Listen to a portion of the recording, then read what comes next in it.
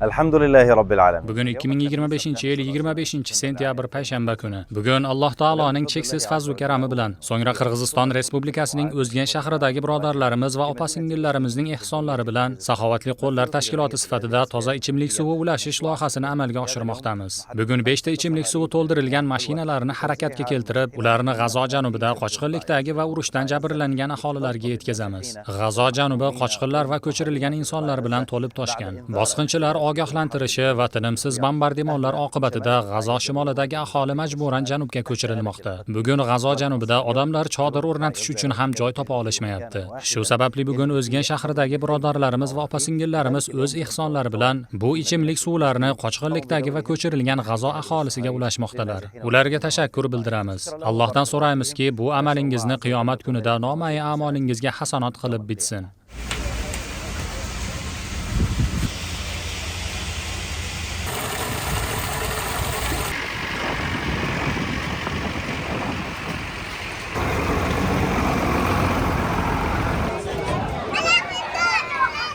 Ushbu faoliyatlarimizni qo'llab-quvvatlamoqchi bo'lsangiz, ekran ostidagi manzillar orqali biz bilan aloqa qiling.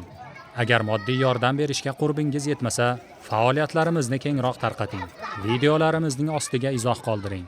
Rasululloh sallallohu alayhi va sallam aytadilar: Kim bir yaxshilikka birovni dalolat qilsa, unga amal qiluvchining savobidek ajr yoziladi.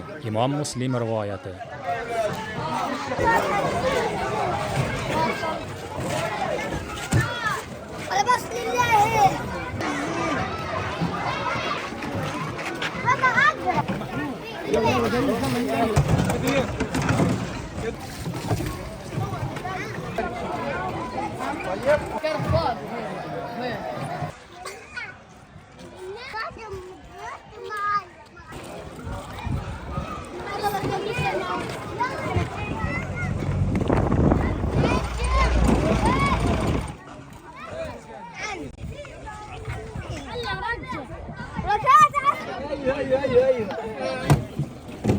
ايوه